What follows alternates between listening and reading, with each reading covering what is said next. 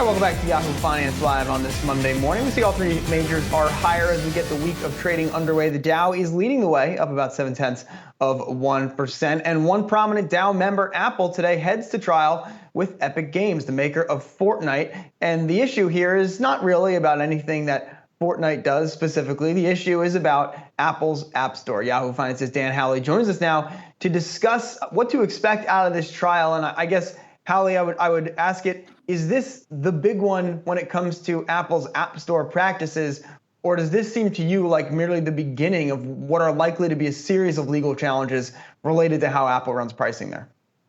Yeah, it seems like this is the first big step for Apple to be challenged on its App Store's kind of policies. This is really Epic Games charging Apple and saying, look, you guys charge this 30% fee. You force us to pay it by not allowing us to use our own kind of payment system in our own app, despite it being downloaded from the App Store. So they are essentially saying that Apple is using the App Store and its huge reach to push forward these kind of anti-competitive measures. And so Apple, though, counters that and says, look, just because you guys are able to use the App Store doesn't mean you can use it for free. We built this. We allowed the third-party apps to be a part of the App Store, and we provide resources that allow for your apps to work well across our various devices. So that's why we need that 30% fee. Now, Apple has gone back and forth with the kind of fees that it does charge. Recently, they said that any company that makes less than $1 million a year in revenue doesn't pay 30%. They pay 15% until they eclipse that $1 million in revenue.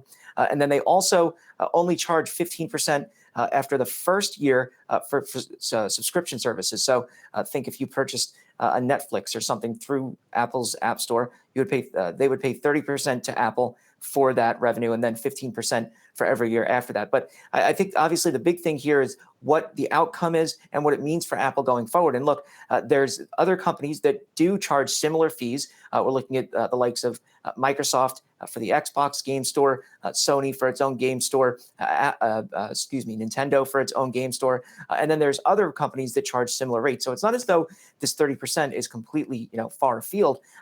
But Microsoft recently announced that they're lowering the fees for its PC game sales in its App Store. So they're cutting that down from the 30%. So it seems like there's going to be perhaps a sea change at some point where all of these companies have to start lowering the amount that they charge just to keep developers happy or to prevent them from being hit with this. This also could just be a strategic move on Microsoft's part to say, look, we're not the bad guys still, keep the light off of us for a while and just keep it on Apple.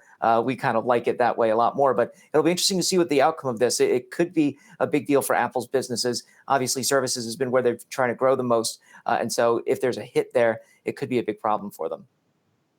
Yeah, I like how you frame it. Microsoft has gotten accustomed to not being the big bad guy that it was in days of yore. So Dan, talk to us, when you talk about the outcome, let's talk about the two main outcomes, right? Either Epic wins here and Apple has to lower its fees or maybe get rid of its fees.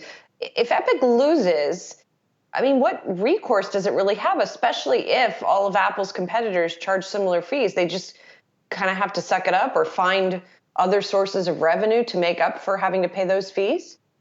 Yeah, essentially. And look, I think one of the arguments that Apple is going to make and has made is the fact that Fortnite isn't exclusive to iOS, right? It's available on the PlayStation, the Xbox, on Android. By the way, Epic also is filed suit against Google as well for its App Store practices, but it's available on the Nintendo Switch. You can get it on the PC. So it's not like it's locked in on iOS. And that's one of the big things I think that Apple is going to continue to push and say, look, not only is this game available on other platforms, but they're charging the same thing that we charge. So what's the deal there?